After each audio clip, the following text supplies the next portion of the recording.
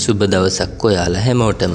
අද අපි අපේ channel එකෙන් ගේන්නේ step 3කින් ඕගොල්ලෝ මුහුණේ පැහැය polish එක වර්ධනය කරගන්න පුළුවන් ඊටාම සාර්ථක ක්‍රමයක්. පළවෙනි එක තමයි scrub එක, paste scrub එක.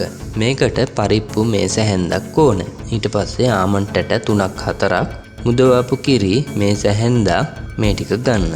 ඊට පස්සේ පරිප්පුයි ආමන්ඩ් ටැටයි හොඳට blend කරගන්න ස්ක්‍රබ් එකට ගැලපෙන ආකාරයට. ඒ කියන්නේ ඩස්ට් එක වගේ වෙනකම්ම blend කරන්න එපා. ඊට චුට්ටක් අඩුවෙන් blend කරගන්න.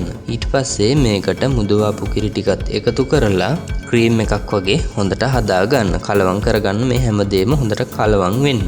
ඊට පස්සේ මේක සම්පූර්ණයෙන් වාගේ මූණටයි බෙල්ලටයි සම්පූර්ණයෙන් මේක පේස් කරලා විනාඩි 4-5ක් තියෙන්න අරින්න. නිකම්ම තියලා ඊට පස්සේ මේක සම්පූර්ණයෙන් හොදලා යවන්න. හරි, අපි බලමු දෙවනි ස්ටෙප් එක.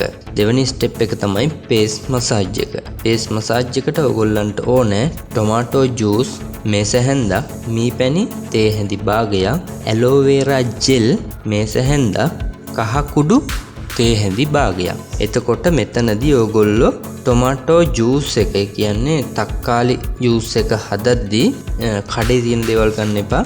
තක්කාලි ගෙඩියක් අරන් හොඳට හොදලා ඒක blend කරලා juice එක හදා ගන්න.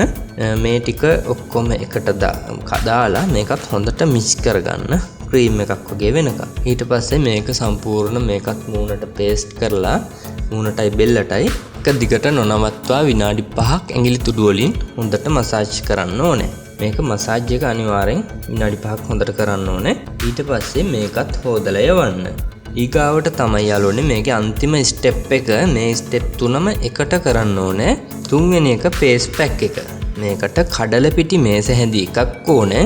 කහ කුඩු තේ හැඳි භාගයක් ඕනේ. රෝස වතුර මේ දෙක, ඒ කියන්නේ කඩල පිටි මේස හැන්දයි කහ කුඩු තේ හැඳි භාගයයි blend කරලා අරගෙන මේකට පැක් එකක් වගේ හදාගන්න පුළුවන් ප්‍රමාණයට රෝස වතුර එකතු කරන්න. ඒ කියන්නේ මූණට පේස් කරන්න පුළුවන් ගානට රෝස වතුර එකතු කරන්න. එකතු කරලා මේක හොඳට මික්ස් කරගන්න. මේක මික්ස් කරලා අපේ මූණටයි බෙල්ලට අපි අර කලින් මේ ටික යොදවපු තැන් ඔක්කොටම අහපව මේක යොදවන්න. මේක පේස් කරන්න. පේස් කරලා ඔයගොල්ලෝ විනාඩි 10ක් 15ක් අතර කාලයක් ඉන්නකොට මේක සම්පූර්ණයෙන්ම වේලෙනවා මූණට වේලෙනවා. වේලුණාට පස්සේ මේක සම්පූර්ණයෙන් හොදලා යවන්න. යවලා තෙත මාතු කරගන්න. සාමාන්‍යයෙන් හොඳ රෙද්දකින් හරි ටවල් එකකින් හරි මූණට හානියක් නොවන විදිහට කරලා ඔයා කලින් මූණේ ෆොටෝ එකක් ගහලා තියාගන්න. මේක ඉවරනමත් ඔයා ෆොටෝ එකක් අරන් බලන්න ඔයාගේ මූණේ කොච්චර පොලිෂ් එකක් ඇවිල්ලාද කියලා.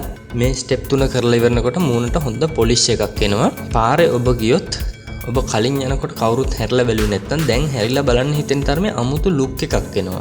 ඒ කියන්නේ මේ පැහැපත් බවත් එක්ක හොඳ පොලිෂ් එකක්. හරි, එහෙනම් යාළුවනේ ඔයගොල්ලෝ මේක කරලා බලන්න. බලලා යටින් අනිවාර්යෙන් කමෙන්ට් එකකුත් දාලා යන්න. අපිට එහෙනම් මේ වීඩියෝ එක ෂෙයා කරලා වීඩියෝ එකට ලයික් එකක් දාලා අපිට සපෝට් එකක් දෙන්න.